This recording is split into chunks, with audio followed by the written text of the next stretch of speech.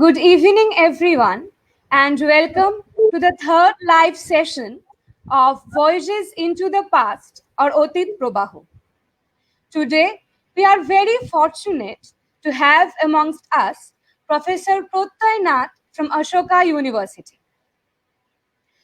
Many of you may already know him from his critically acclaimed and widely acknowledged book, The Climate of Conquest: War, Environment, and Empire in Mughal North India.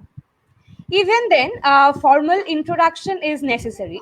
So, Professor Pratyay Nath is an assistant professor of history at Ashoka University.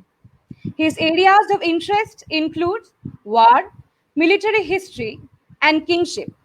He is currently working on his second book titled War and the Region: Military Campaigns in the Making of the Mughal Empire. In keeping with his works of interest, the topic of today's session is studying empire through the lens of war. We usually perceive war as something about fighting our popular or advanced military technology. But beyond that, how can we look at war as a building block for making or unmaking of an empire? We will definitely come to know more about this from Professor Nath himself. So, without further ado, over to you, sir. Thank you, Riti.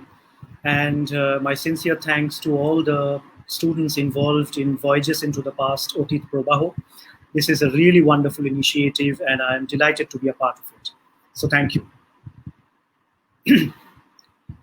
What I'm going to talk about today in the next 45 minutes or so is, of course, relevant to my own areas of interest. It broadly deals with not so much history of war, but as to what we can learn about the history of empire if we study the history of war. So in a sense, I'm going to talk about the history of empires in general, but more specifically the area of my own expertise, which is the Mughal Empire. My own work revolves around questions of empire building, war making, kingship, environment in South Asia. I largely look into the 16th and 17th centuries. And in my first book, I tried to understand the interplay between three elements. One is the Mughal Empire, two is warfare, and three, the natural environment.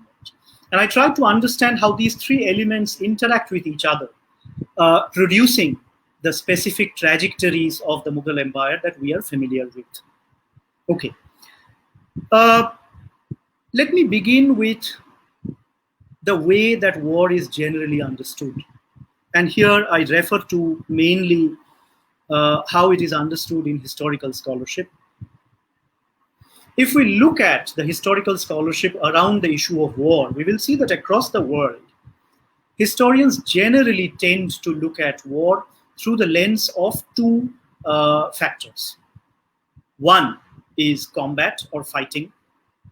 And within combat, the spotlight has always been across the world on battles. And two, it has been on military technology.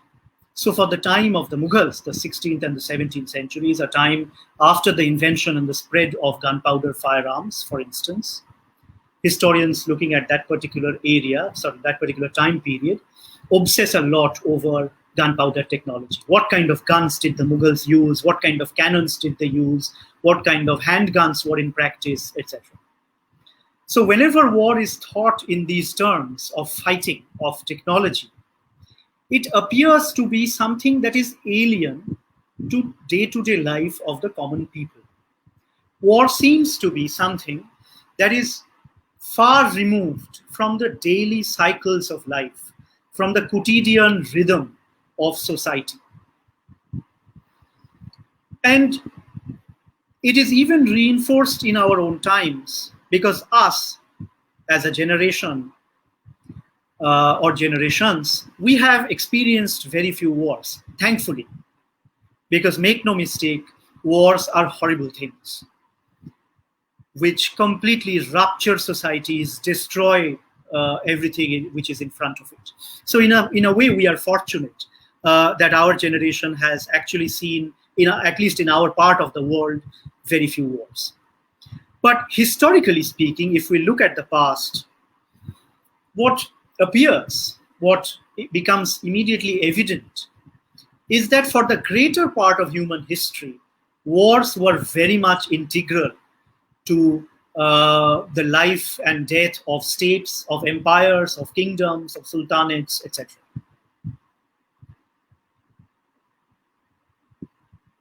If we look at the Mughal Empire, for example, if we look at the historiography that is there, the historical literature that is there about the Mughal Empire, we see that a lot of historians have written about the imperial economy, about society, about the arts, about ideology, about imperial culture. And there appears to be a lack of interest, a relative lack of interest in the issue of war. But if we look at the political timeline of the empire, what are the main political events in the career of the empire? What immediately strikes us is that war was a very regular part of the empire's life.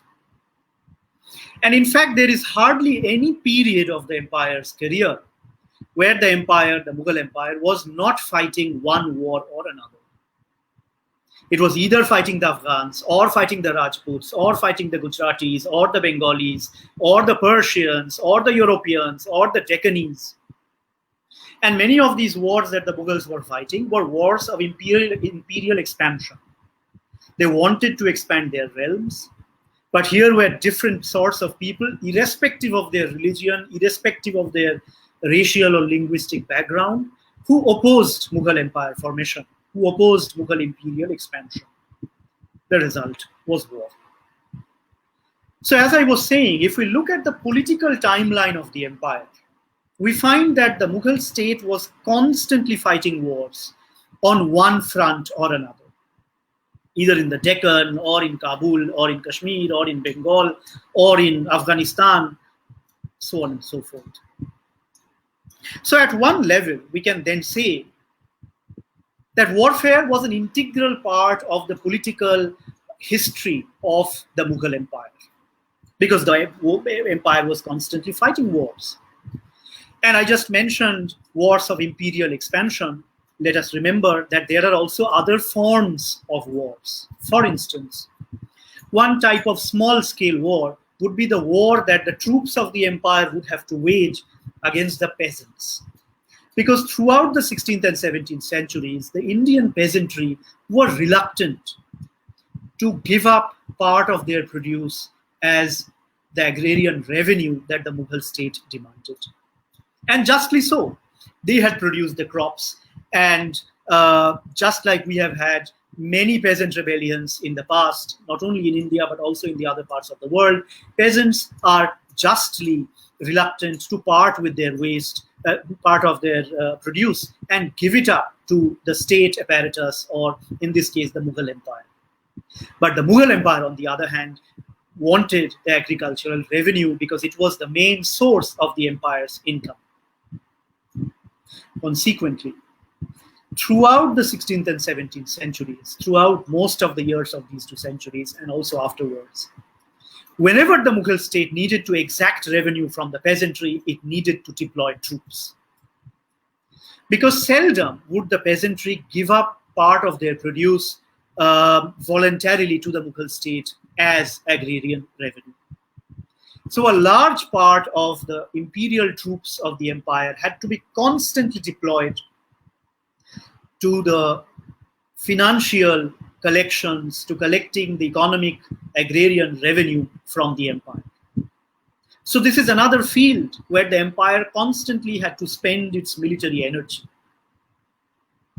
But that's not all, because throughout Mughal history, there were different rebellions, sometimes by insurgents, sometimes by people whom the Mughals wanted to conquer but could not because they were constantly rebelling. And this is something that, for instance, happened all the time in Afghanistan, or in Kashmir, or in Bengal, or in Gujarat, or in Assam. So all over the empire, at different points of time, people whom the Mughals wanted to subjugate rebelled. They resisted Mughal authority. And at the same time, there were people of the empire, noblemen, commanders who rebelled against imperial authority. So once again, the empire, the state, had to spend a great deal of its energy subduing these rebels, insurgents.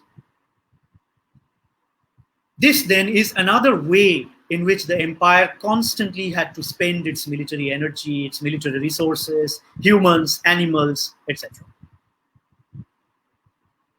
So if we think about what I said in the last 10 minutes or so, it appears that war was a constant preoccupation of the Mughal Empire. It was either wars of expansion or wars of collecting revenue from the peasants, or it was wars to suppress rebellions and insurgencies in different parts of the empire. But to sum it up, this first segment of my talk, war was a constant reality of the empire. There was no escape for it, for the state or for the society. What this means is that if something is such an integral part of the empire, then it also requires certain things from the state to engage with it constantly. In other words, in order to make this war, the empire was not just fighting those wars, but also preparing for it. So if we think of soldiers, the soldiers needed to be clad in armors. They needed to be fed. They needed to be given water. The animals, if we look at Mughal paintings that show scenes of war, or for that matter, if we look at very realistic portrayals of Mughal warfare in recent Bollywood movies like Jodha Akbar or Mughal-e-Azam, we see that the Mughals were deploying a lot of animals. There were horses, there were elephants, there were camels, there were mules, there were oxen, etc. And all the animals had their own uses. Some they used to ride to war like horses. Some they used to carry things to the battlefield like camels, like mules, like oxen. And some they used to mount smaller guns on top of the animals like elephants, like camels. So all these wars that were actively involved in warfare also had to be procured. They had to be bred, they had to be trained, they had to be fed, they had to be watered, they had to be cared for in terms of medicine. And if we read the Mughal texts written during the Mughal Empire, we see that there are descriptions of the huge amount of organizational infrastructure that went in support and care of these animals. But that's not all. In war, you need fortresses, and fortresses need to be constructed, they need to be maintained, they need to be repaired. Information needs to be channelized. There need to be people going all over the empire on horseback, transmitting information from one part of the empire to another. Weaponry need to be made. Swords, bows and arrows, guns, cannons, everything, shields. And all this means that the empire or the state was not only fighting the wars during the phases of conflict, but round the year, round the clock, it was actually busy making things, making fortresses, making weaponry, feeding the animals, taking care of its soldiers, collecting revenue to feed them, so on. So war, as much as it was constantly fought in the empire, combat, was not the only way in which the state engaged with war. The state also engaged with war through these myriad organizational, infrastructural, managerial actions that was done round the year. So in a particular year, the state actually might not be fighting any sort of war, but still it might have to be preparing for war in terms of manufacturing, producing, managing, etc. So because of all this, what I try to argue in my work is that given that war was so omnipresent, so ubiquitous, if we look at war, we can perhaps learn something about empire. Because the empire was constantly engaged in producing war, one way or another. So what I'm going to do in this lecture today, in the next half an hour or so, is talk about three types of histories that emerge about the empire, the Mughal Empire in this case, if we study Mughal warfare.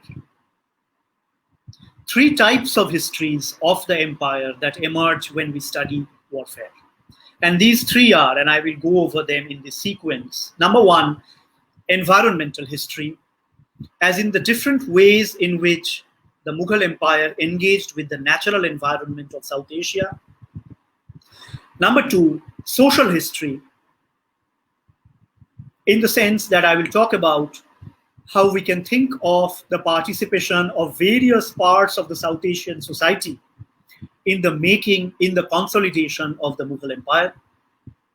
And number three, cultural history, where I will talk about how the Mughal state conceptualized war, how it related to the imperial ideology, the political ideas, ideas of kingship, and how all of those discussions made their ways into the texts that were written under Mughal patronage.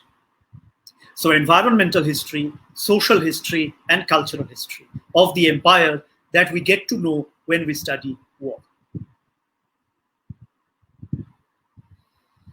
So let me start with the first among these, environment. I've argued elsewhere that managing the environment in many ways was an integral part of Mughal imperialism. What do I mean by this? I mean that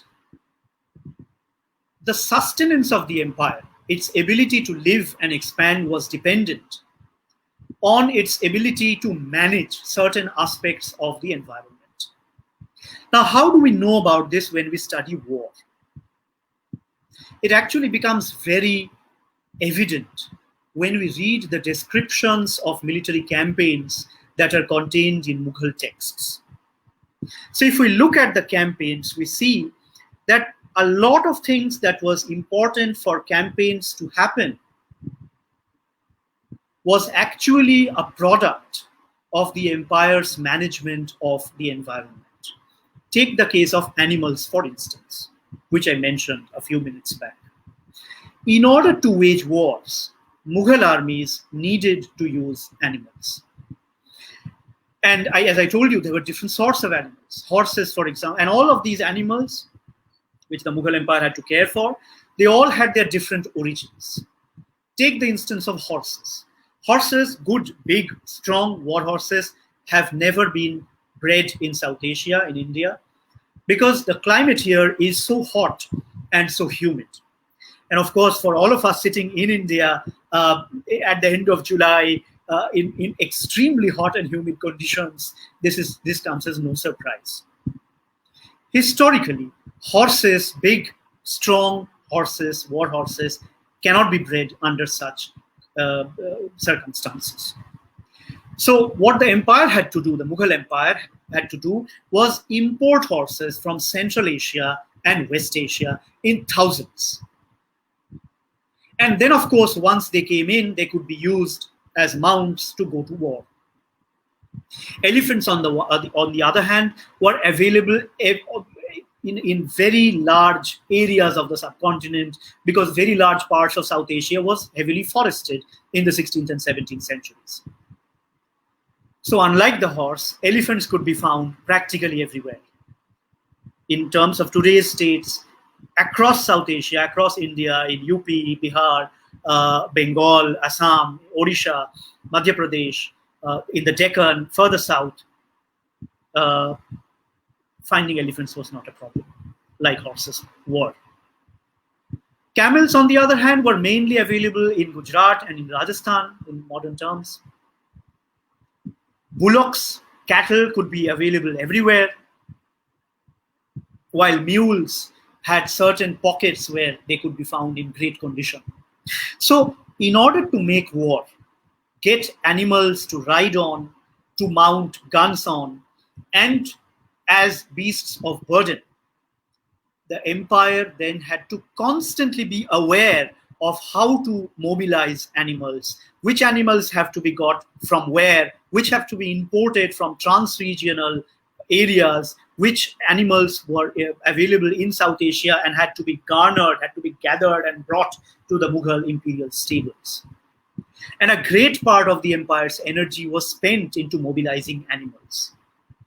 But to think of it, aren't today animals something that is considered a part of the natural environment? They are considered to be wildlife. And indeed, as historians argue sometimes, whether human beings are a part of the natural environment or if we are outside of it, I don't think there is any debate in our understanding of animals as an integral part of the environment. So in order to make war, the Mughal state, the Mughal Empire, then had to be constantly cognizant about how to mobilize animals. And this was one of the many ways in which the empire was deeply invested in managing the environment. For instance, it could not afford deforestation in South Asia because then it would lose all its elephants. But there were also other ways in which the Mughal Empire managed the environment. For example, wherever the armies went, in many cases in South Asia, they encountered huge rivers. Now, these rivers needed to be crossed because otherwise, how would that army travel and how would it engage its enemies? So the rivers needed to be bridged. And there are a lot of descriptions, both from Persian texts and from accounts of European travelers, where we get to see armies negotiating the environment, the rivers, by constructing bridges. And there were many types of bridges. Stone bridges in some cases, wooden bridges in other cases. Sometimes armies would be ferried across the river in boats. Sometimes boats would be arranged in sequence to create a continuous stretch of boats for armies to cross the river over. So managing rivers was then another way of the empire of managing environment. Last but not the least, and I could go on, but I'm going to give only one more example, forests. Like I said, early modern South Asia or 16th, 17th century South Asia was thickly forested. Now, how can armies travel if forests block their way? So, while the empire could not afford a whole-scale deforestation, it could also not neglect the fact that certain forests in certain routes of communication needed to be cut down if the armies had to proceed. So in certain cases, in areas like Bengal, in Assam, in Kashmir, there are instances where forests were cut down in order to make way for the armies to go ahead. This then is another example for us to know about the empire managing the environment.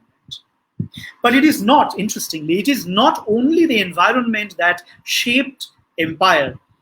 It's not only the empire that shaped environment, environment also shaped empire. And how so? I will mainly give one example here. Take the example of Bengal. The Mughal armies landed up here in a large scale in 1574.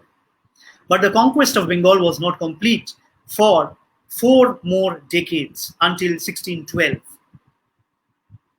One of the main reasons is that Mughal armies found it extremely difficult to negotiate the environment of Bengal. It was full of forests, and I'm sure the forests were full of tigers. Bengal, as today, as back then, had extremely heavy monsoon seasons, which would cause widespread floods. And imagine Mughal armies coming to Bengal in 1574. It had no clue as to how to navigate this region, which is so full of forests, which is so full of rivers everywhere, especially in today's Bangladesh, and so violently flooded every year for several months because of the monsoon rains. It took them a great deal of time to learn how to fight on boats. And by 1612, so in 1574, when they first come into Bengal, they hardly have any boats. But by 1612, when they actually manage to conquer Bengal, all of Bengal, they are fighting with hundreds of war boats. It's a process of geographical adaptability. But interestingly, this geographical adaptability had its limits. In Assam, for example, which unfortunately right now is facing extremely difficult floods, and so many people have been devastated, villages, towns have been completely destroyed by devastating floods. Even in the 16th, 17th centuries, Assam as a region, the Brahmaputra Valley, would face violent floods. The Mughals, while they could cope with the rains and the floods and the rivers and the forests of Bengal, could not, however, cope with the even more violent floods in Assam. And there were other factors, political factors, military factors, that made expansion into Assam difficult. But environmental factors like the rain, the flood, and the Brahmaputra River and its tributaries were, what I argue in my own work, also very important factors. So in a way, these environmental forces thwarted Mughal expansion into Assam and beyond. In a sense, while the Mughal geographical adaptability allowed the empire to conquer Bengal, the environmental factors put in brakes against Mughal expansion in a different region, Assam. In the north of the empire, in Balkh, Badakhshan, or Kandahar, or Kashmir, it was not the rains, but it was snowfall and very harsh winters that similarly thwarted Mughal expansion. So what I argue in my own work is that while Mughals were able to adapt to geographical, environmental challenges in certain parts, in certain other parts, environmental factors proved to be too big hurdles to transcend. In these cases, the environment also shaped empire. So in this way, then, looking at war, at the unfolding of military campaigns, we get two avenues or two ways of thinking about the relationship between empire and environment. The empire tried to manage environment because it needed to make war and needed to mobilize things, needed its armies to travel by crossing rivers, by traversing forests, and so on. So the environment managed, empire managed environment. But the reverse was also true, because in different cases, the environmental factors shaped processes of imperial expansion, territorial expansion, and war making. The empire and environment relationship, hence, is a two-way relationship, and we get to know about that history by studying Mughal military campaigns. In other words, the study of war gives us an avenue, environmental history, for studying the history of empire.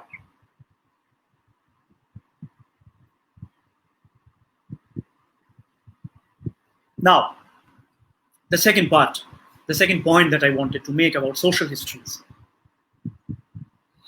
Usually when we think of the empire, we think of soldiers.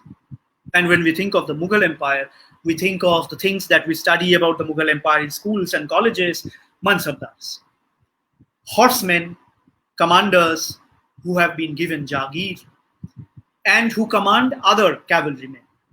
So we are often accustomed to think about Mughal warfare in terms of horsemen.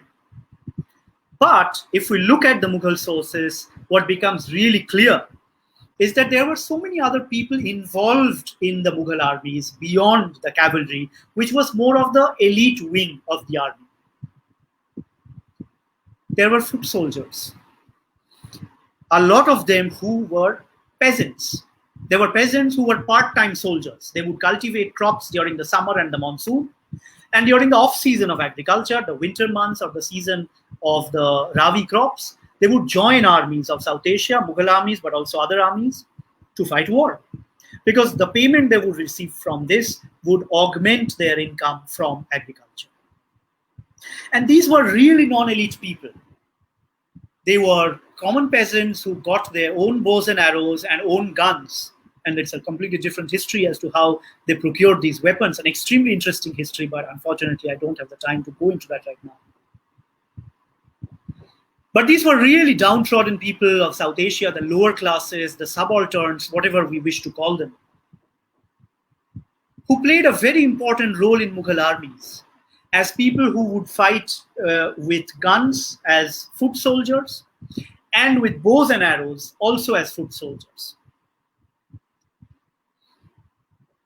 And in the descriptions of a lot of the battles that the Mughals fought, and not only battles but also naval warfare, like amphibious campaigns that I mentioned, the Mughals fought in Bengal, for instance, or in sieges, the war to capture forts. In all of these scenarios, the foot soldiers, be it foot archers or be it foot musketeers, people fighting with guns, were very important. And they were no elite. They were just common peasants. And the history of the non-elite and their interventions or their participation in the Mughal Empire in terms of its armies doesn't stop here.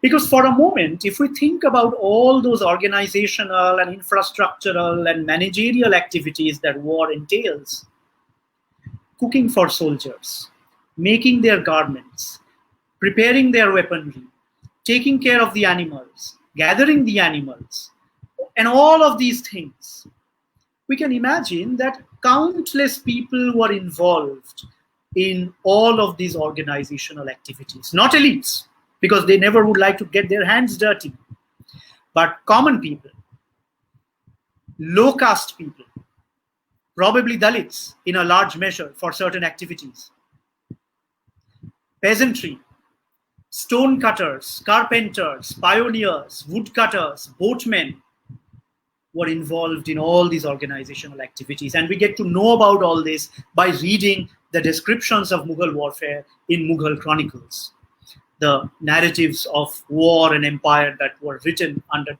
the patronage of Mughal emperors. And we get to know that the armies were actually not about elite soldiers. They were also the foot soldiers, the peasants who served as foot archers or foot matchlockmen.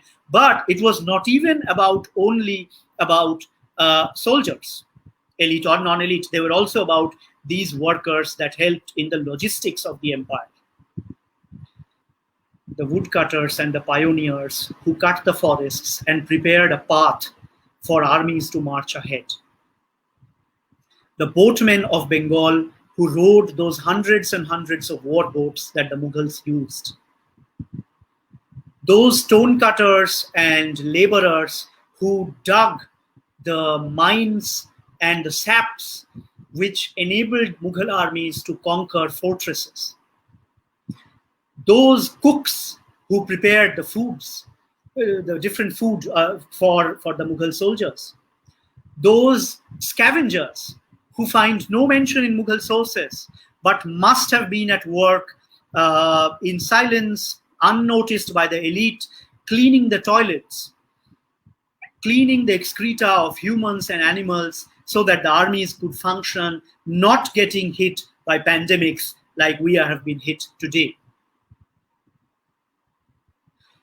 Thousands of people servicing elephants, horses, camels, mules, bullocks, because these animals were employed in thousands.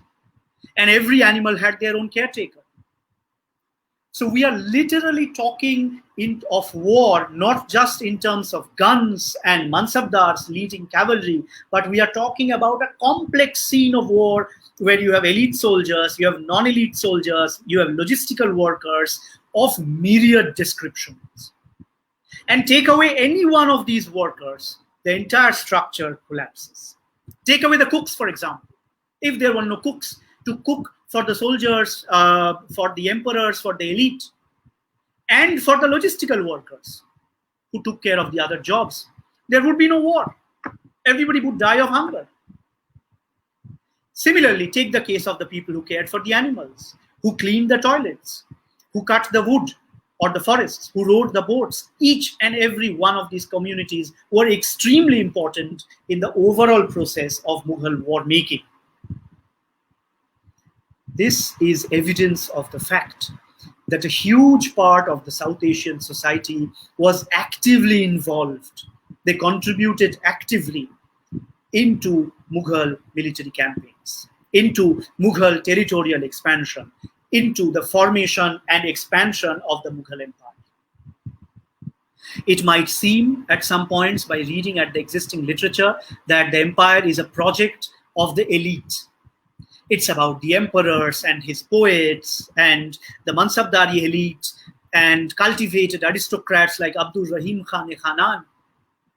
Well, yes, partly they were products of their enterprise, their intellect, their planning, their culture, but it was also a product of the non-elite.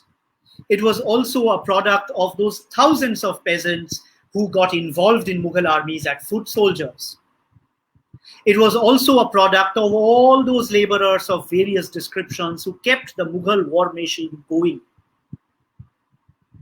And without the participation of these thousands and millions of non-elite South Asians, there would be no war, there would be no empire, there would be no Mughal state.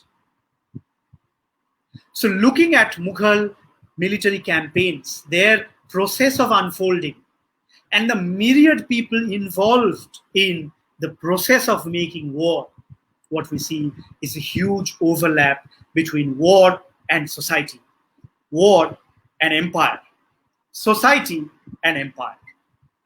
We get to understand that the empire was not only an elite project. It was in fact dependent on the collaboration between different forms of elite and different forms of non-elite.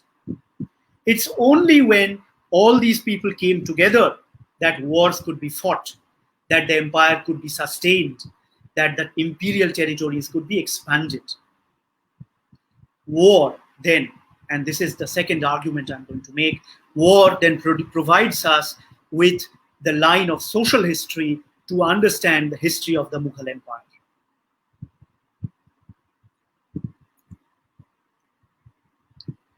And finally,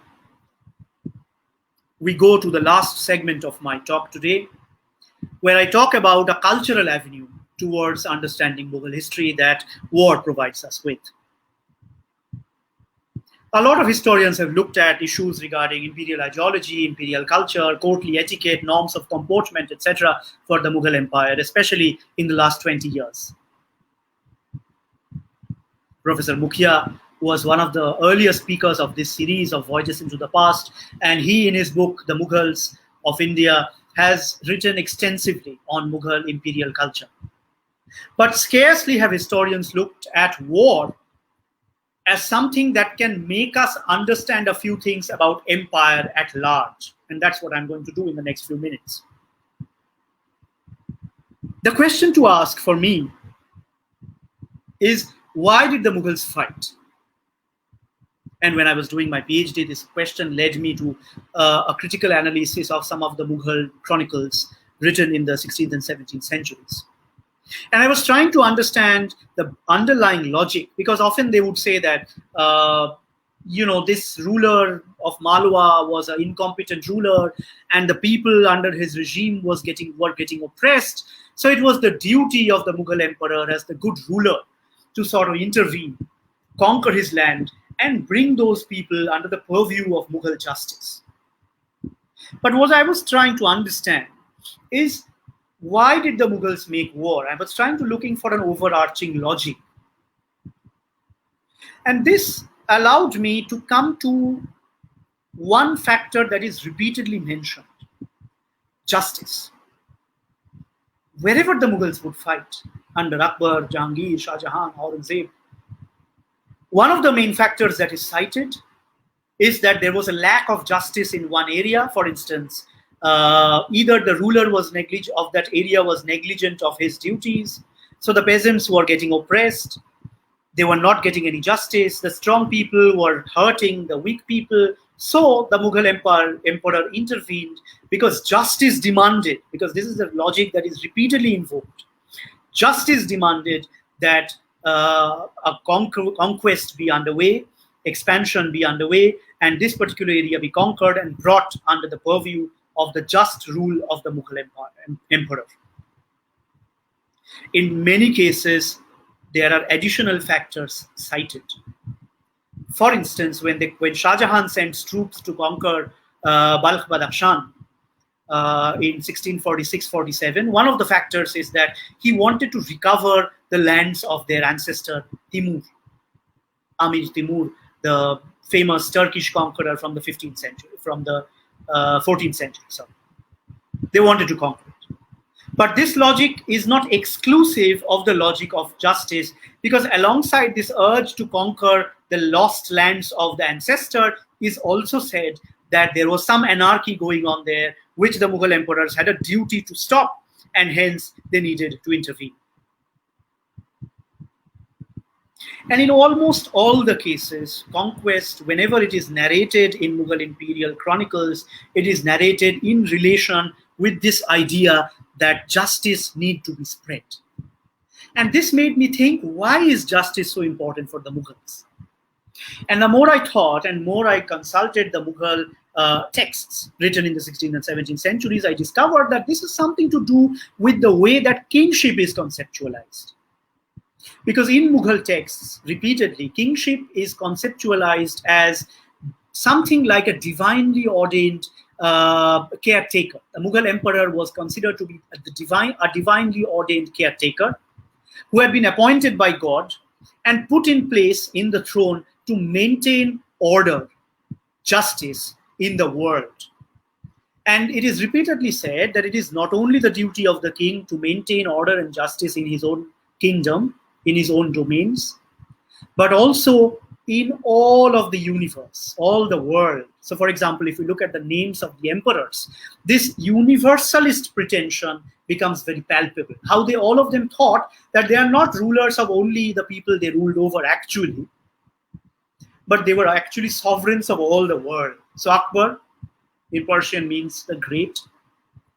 Jahangir, if you break it up in Persian, it means conqueror of the world. Shah Jahan, the king of the world. Alamgir, Alam is universe or world, it can be both. So, and Gir is one who has captured. So Alamgir is one who has captured the universe. So this is one of the most obvious ways in which the Mughal emperors would articulate their idea about them being rulers of the universe out there to spread divinely mandated justice.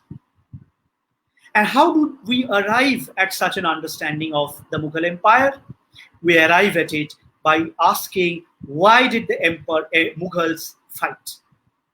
So if we turn into war as something not only to do with fighting and soldiers and technology, but something to do with an activity of the empire, and then ask, why does the empire do this activity?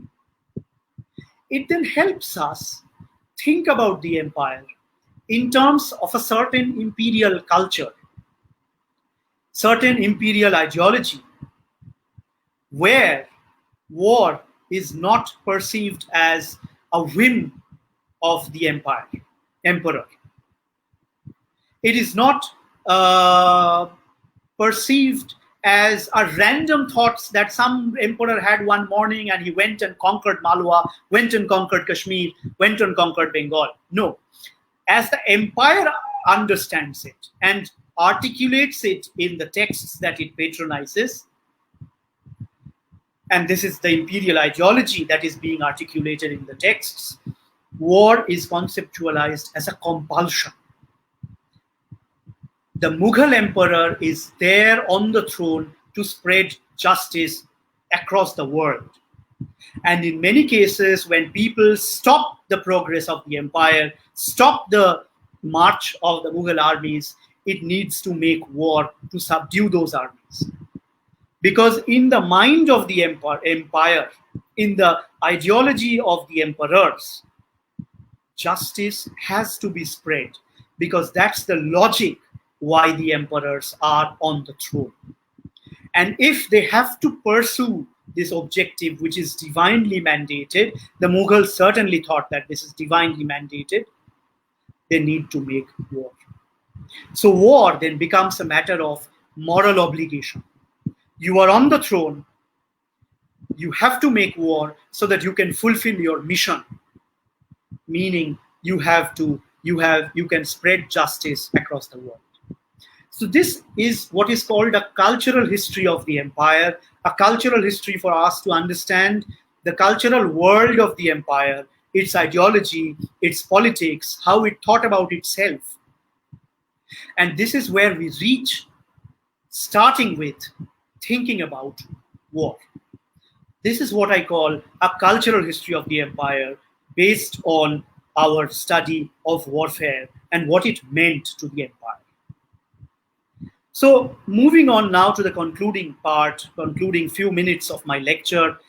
For me, as a student of military history, as a student of Mughal history, as a student of imperial history, what becomes important is that we don't think of war only in terms of fighting and technologies. Because if we do that, we are bound to end up thinking about war as something exceptional, something that is not a part of the life of the empire.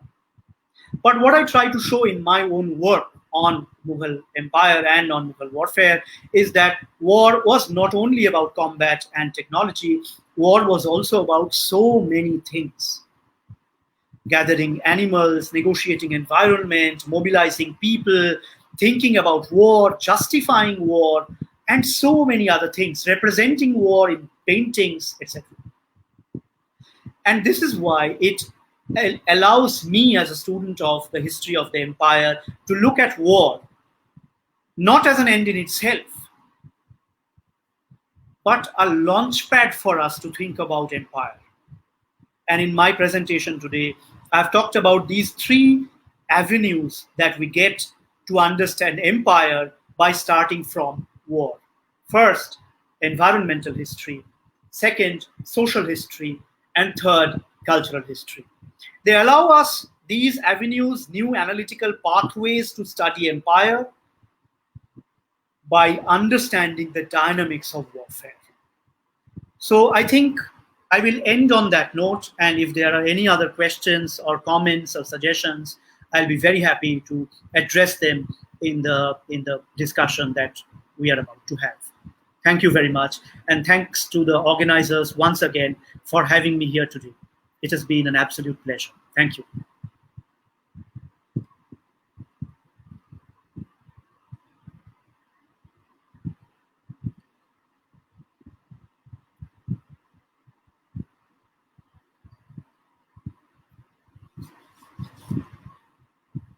I don't think we can hear you.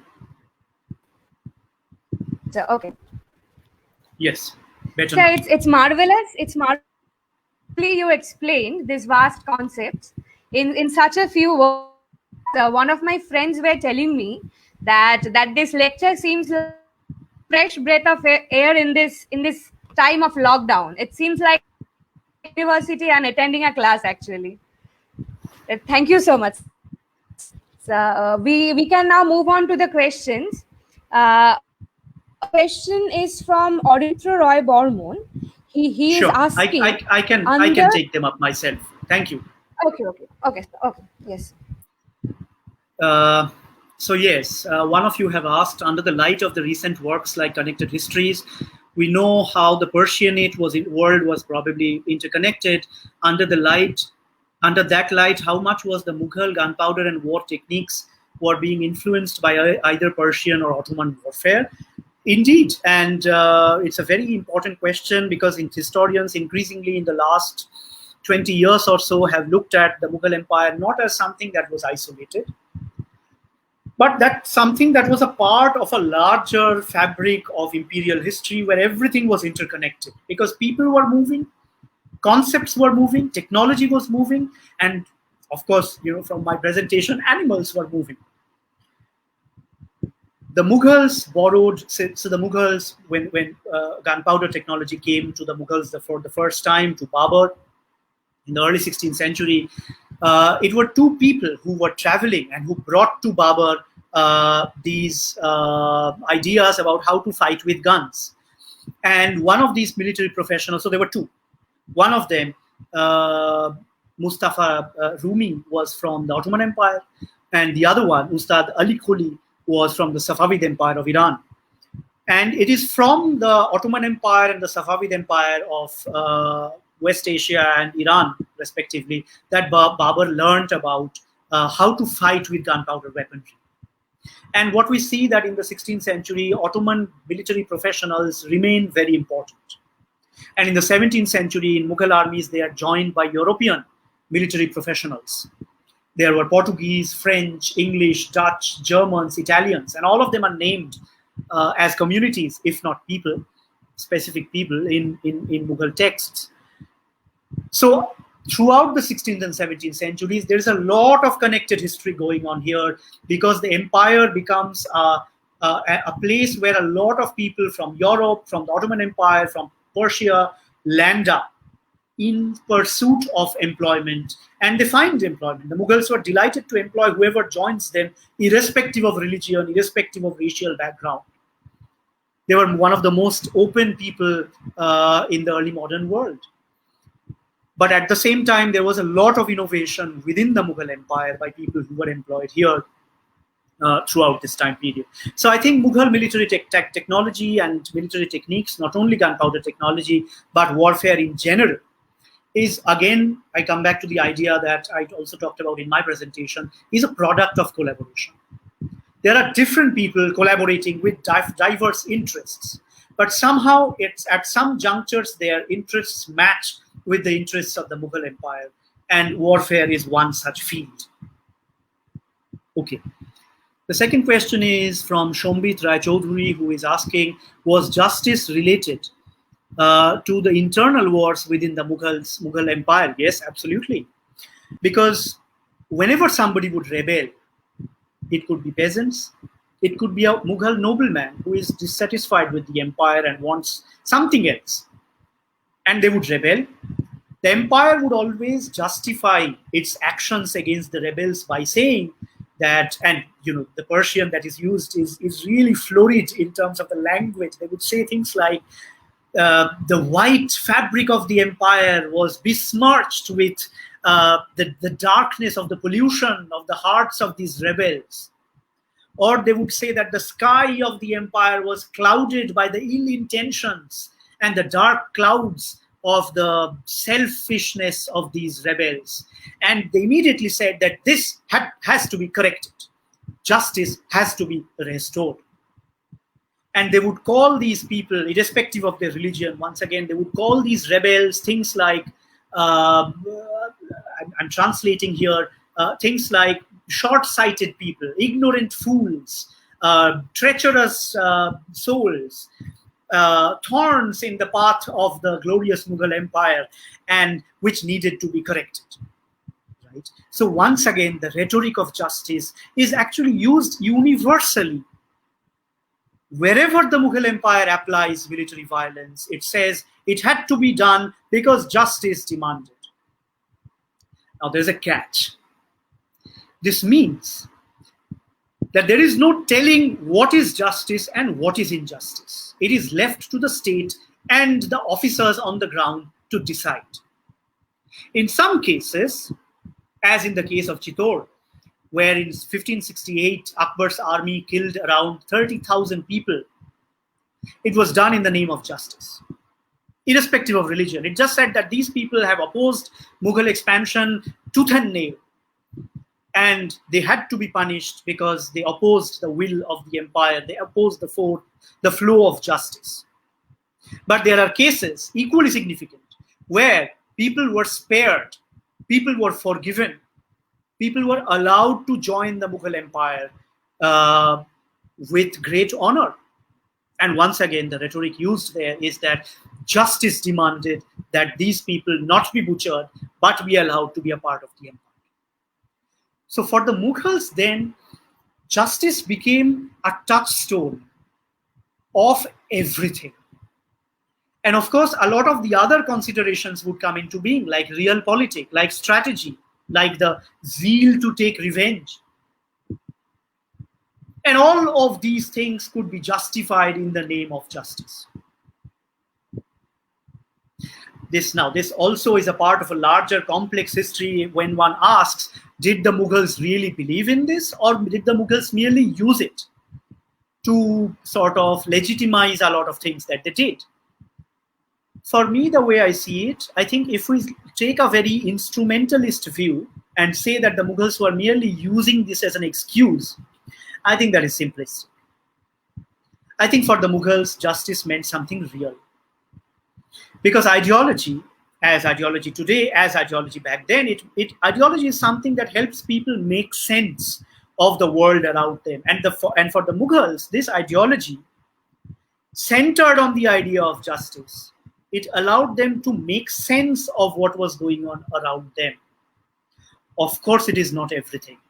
Of course, there is economic consideration, strategic consideration, political calculation, but they go hand in hand with the idea of justice. There's no conflict. That's how I see it. Okay.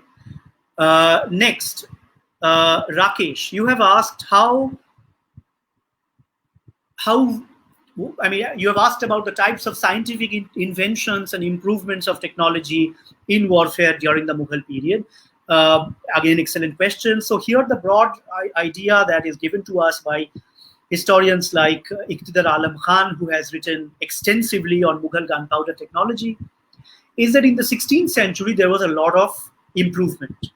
There was a lot of borrowing from Europe, borrowing from the Ottoman Empire, but under Akbar, there was also a lot of churning, a lot of improvement, dynamism in the field of how to improve these technologies, how to adapt these technologies, how to make our own technologies, etc. But in the 17th century, for whatever reason, there was a stasis. There was a lack of technological improvement. And historians have struggled to explain why this was the case.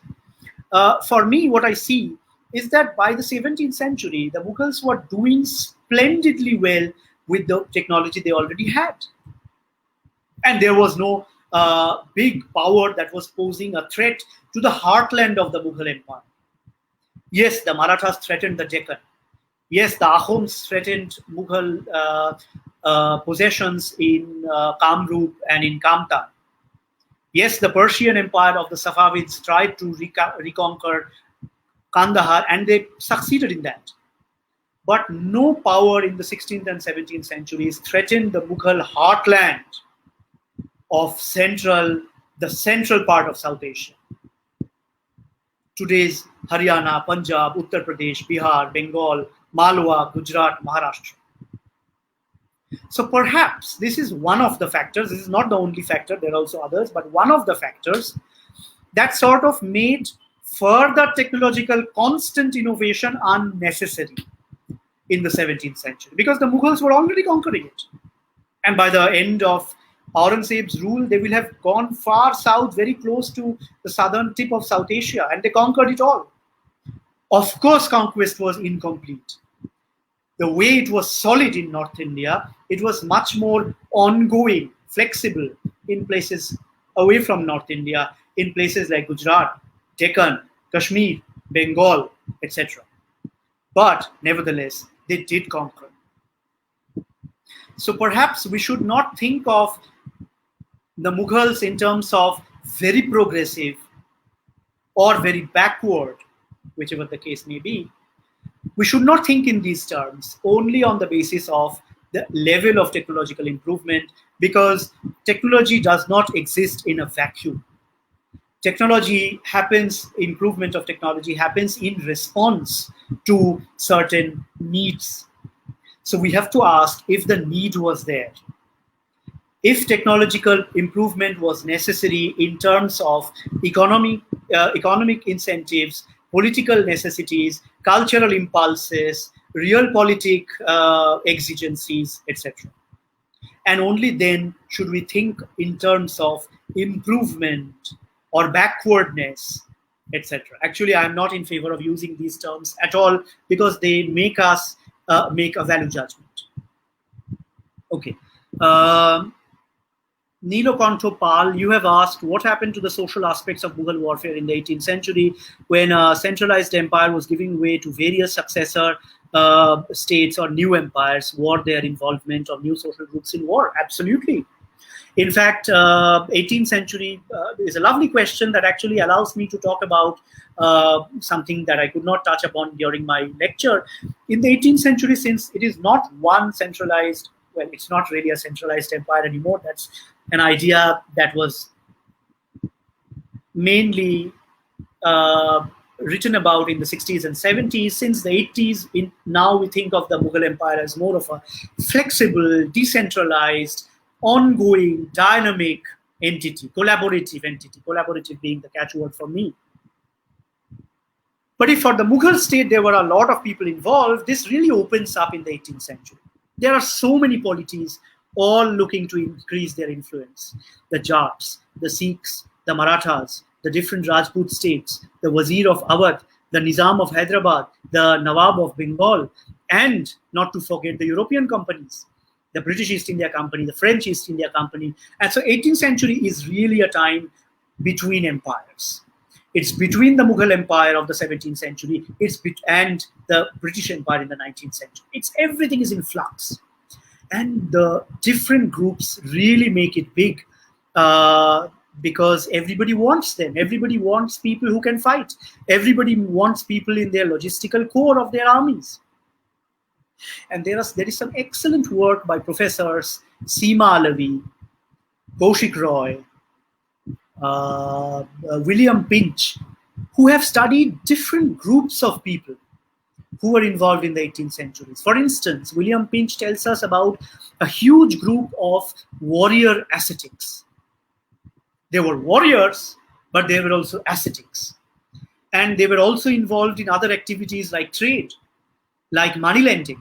Today it might appear to us as very alien, but in the 18th century, a lot of these warrior ascetics were fighting on behalf of different polities, like the Rajput states, like the Marathas, etc.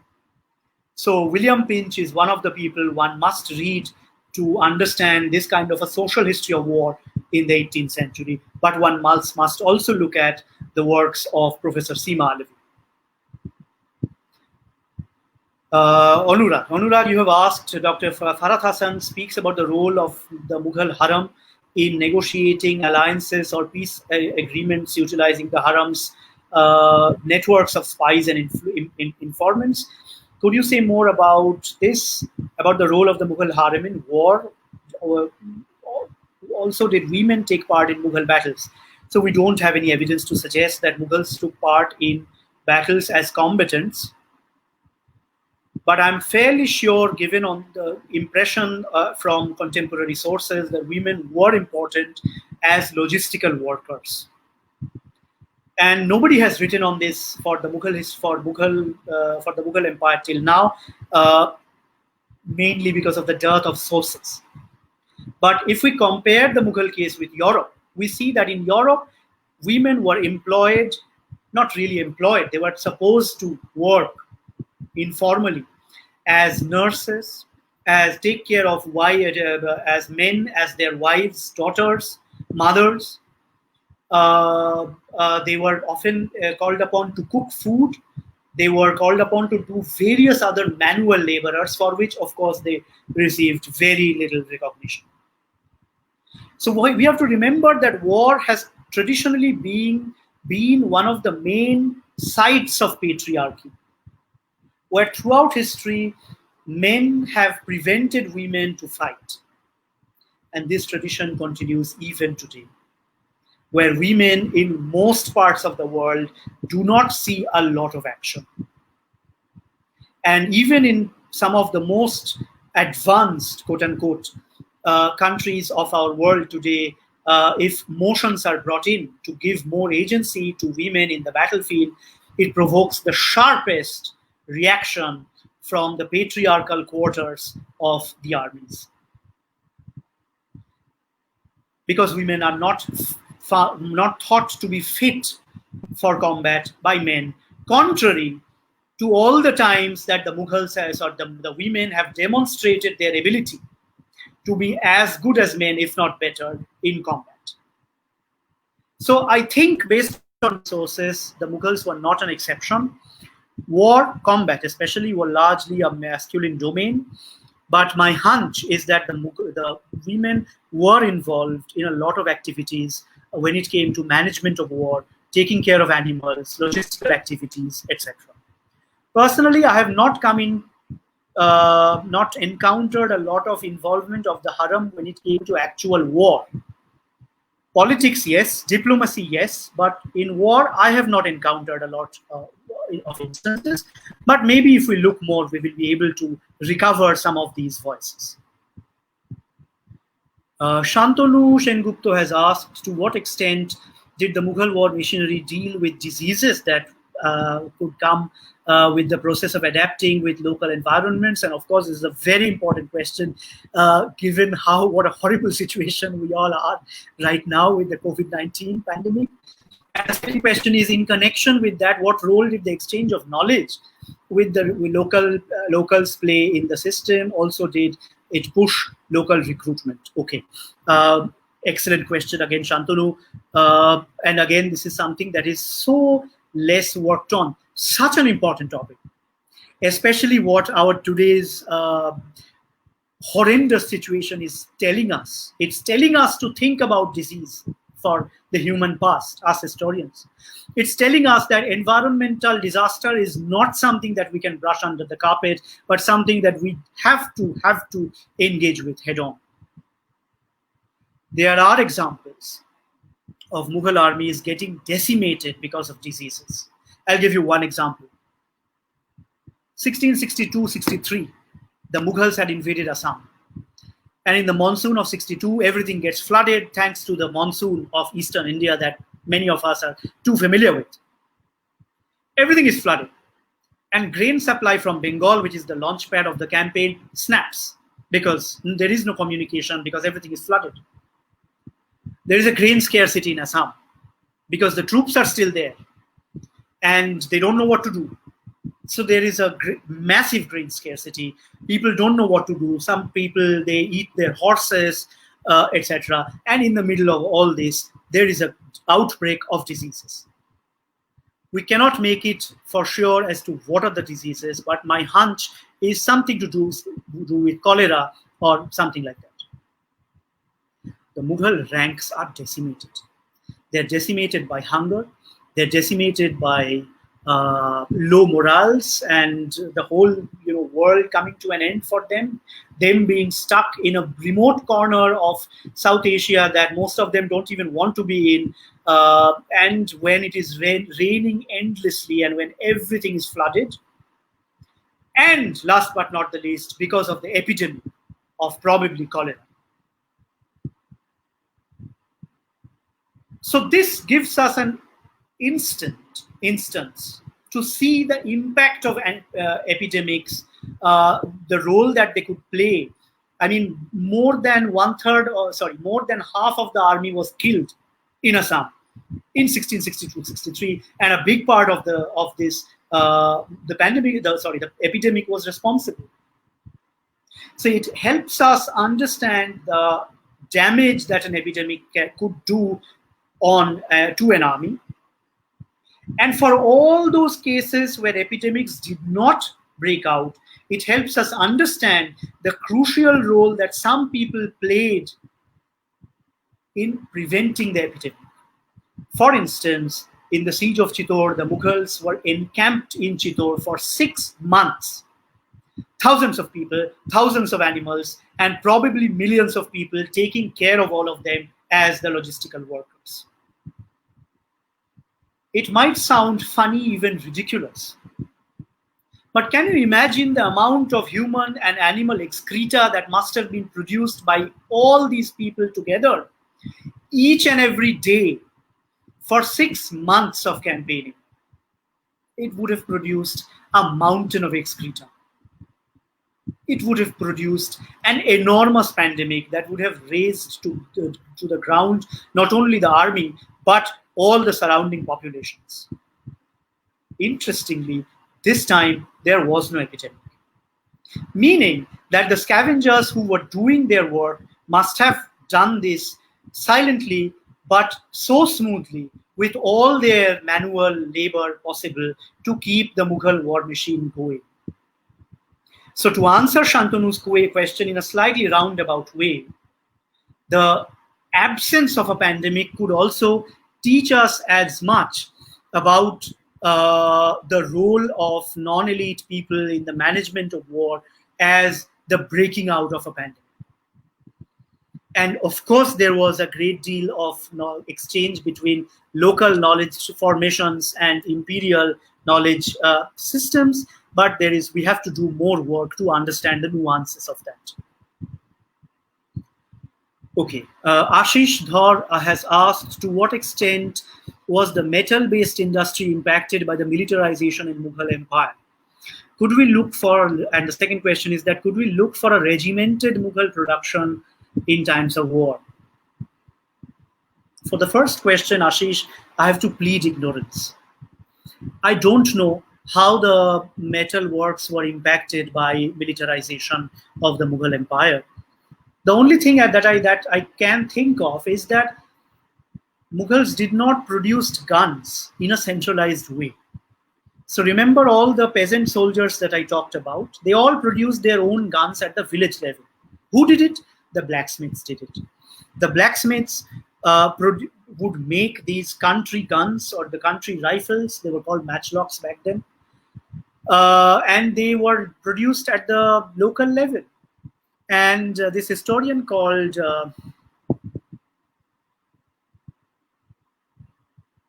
I can't recall the name right now. Asha Shukla Chaube. Asha Shukla Chaube, a professor at one of the colleges of Delhi University, has this wonderful article where she talks about iron workers in Bihar. So if you're interested in this topic, maybe you can look her up, Professor Asha Shukla Chaube, and her work on the iron workers of Bihar. And she talks about the rise of it's not an industry, it's a workshop, perhaps gun making workshops in villages in Bihar, catering to the needs of these peasant soldiers who are fighting in big armies of the empire. So that is something to think about. And if we can look for regimented military production, yes, perhaps especially with cannons.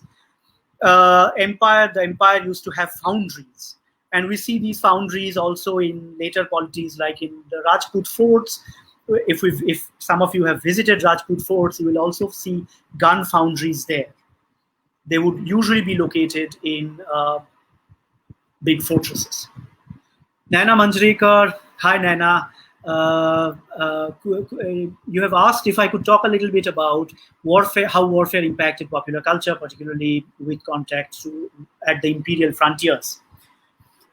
That's an excellent question, and what comes to my mind is the work of Dirk Kolff, Naukar Rajput Sepoy, an account of an analysis of the mental, cultural, ideological world of the peasant soldiers, how they made sense of war, how they made sense of ideas like loyalty, service. And Kolff told us about how they would think in terms of this idea of naukari or chakri, where they would think of service to an empire in terms of service or loyalties that one that is required of one. Now, the constraint of my work, and always one needs to be aware of the constraints and limitations. My work's limitation is that I mainly work with imperial sources. I'm mainly interested in understanding how the empire made sense of war, empire, environment, and myriad other things. Now, while this has its own benefits, the main drawback is that I do not know what the common people thought, because for that, the sources have to be different. They have to be in vernacular. And now with the rise of with the more of the vernacular archives opening up in Bengali, in Gujarati, Punjabi, Awadhi, Braj Bhasha, and all, there's a great potential of us getting to know more and more about how non-imperial people made sense of wars. So I think especially at the frontier, this one instance comes to my mind from this text called Baharistan-e-Ghaibi, where it is said that one group of Mughal soldiers were passing through southern Assam, and they encountered some of the tribal people of the area, probably Khasi, probably Jaintia. At this moment, I don't remember clearly. But those people told the Mughal army that you have to take some of us. You have to include some of us in this campaign that you are going to. Otherwise, we will not let you proceed. And the Mughal army did it. It allowed these people to come in. So once again, if we had had some of the vernacular sources from the region, we would have probably got to know about what were the motivations of those people. But judging from imperial sources, although about an imperial frontier area, what appears to me is the question of collaboration. Probably for a lot of these groups, martial, non-martial, whatever, groups at the frontiers and at the heartland, why not at the heartland also, but probably they saw taking part in imperial wars as an opportunity to their own benefit, to make some money, to gain some cultural capital, to get hold of some horses maybe from Central Asia or Western Asia. And for me then, empire formation as warfare, empire formation also, then again I come back to the idea of the collaborative empire. Okay, I think a couple of questions to conclude with. Aditya Shankar Chattopadhyay, you have asked, your question is not from the Mughal but from the Sultanate era.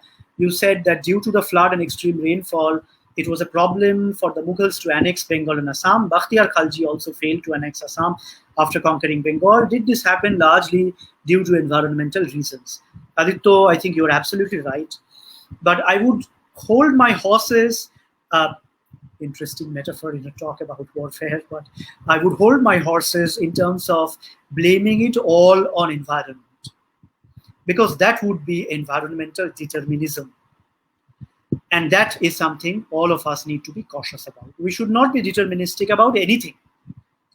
It is not only environment, it is not only economy, it is not only politics, it is not only warfare, it is a combination of factors. So I do think that even before the times of the Mughals, I'm not a specialist for those times, but for whatever secondary readings I have done, it does seem that the empire played a very major role in thwarting expansion from Bengal into Assam. And I do think environment played a major role, but I don't want to say that it was the only factor. I'm sure there were very important political, military, cultural, economic factors at play also. But yes, we do have to think very seriously about environment, something very few historians have done till now. Okay, and finally, Adit, you have asked, you have said that I have mentioned the importance of cultural aspects of Mughal history and imperial ideology. Your question is how dominant textual traditions of the age were responsible for the identification and understanding of warfare as the necessary building blocks of the empire or as processes of cultural consolidation. I think the empire, it would always talk in terms of justice, etc., etc. But some of the vernacular literature gives us really interesting perspectives. So if you look at a historian called Sandhya Sharma, Professor Sandhya Sharma has written a book called Literary Culture and the Mughal Empire, where she has talked about how different non-Mughal groups who joined the Mughal Empire, they made sense of the wars. They made sense of what it means to fight for the Mughals. Another historian called Cynthia Talbot has written an article on a piece of poetry where a Rajput poet was justifying why a particular Rajput chieftain, Rai Surjan Hada, joined the Mughal Empire. For him, there is a contradiction. He is a Rajput chief, valorous, brave Hindu chieftain, but he joined very happily a Mughal, Muslim, Persianate empire. And the entire question, which is the poetry, which is called Surjan Charit. So if you Google Cynthia Talbot and Surjan Charit, you will find this article. Is about legitimization of the action of the Rajput chieftain. So I think war again becomes very important for these different Mughal and non-Mughal groups to make sense of war, to make sense of why they joined the empire. So I think it can give us many avenues. It can tell us about war, it can tell us about politics, it can tell us about literature, it can tell us about culture, it can tell us about ideology, and the choices lie with the historian. Shoham Dolui, you have asked, how did the Mughal imperial authority look at and interacted with the British East India Company after the defeat of the Battle of Buxar till 1857, which was then a rising potential power? I think, Shoham, this is a very important question. Unfortunately, I am not a historian of the 18th and 19th centuries, so I don't want to overstep my area of expertise. But there are some really valuable research that has been done on the later Mughals and how they thought about the British authority. And some of the historians of the 18th century who work on Calcutta, who work on Awadh, have taught us a lot about how the British also negotiated Mughal authority, which was waning, but still very much palpable, because in 1857, all the rebels, starting from Barakpur, they all flock. I mean, a lot of them flock to Delhi, and they hail the Mughal emperor as their mighty leader. Of course, he was a weakling, and he was a very old Mughal Badshah, very happy with his poetry and his women and his palace, happy to be left alone. But of course, the rebels don't allow that. They hail the emperor as their leader, and we all know how that went. So I think, rather than me telling you about something that I know very little about, I think you should go ahead and read some of this literature about British and Mughal engagements in the 18th and 19th centuries, and that would give you a good idea. Okay, so I think I'm at the end of the questions, and I'm happy, Riti, to hand the mic over to you again. Again, once again, sir, for encouraging us in our humble initiative and helping us take one step forward. We are really delighted. And this, we come to the end of our program. Thank you else for watching us, for supporting us. For updates, please have a look at our page, Voyages into the Past, or Otit Probaho. And that's it. Thank you. And thanks to all the organizers once again, and also thanks to all the audience members who have tuned in today to listen to this presentation. A big thank you to all of you. Thank you.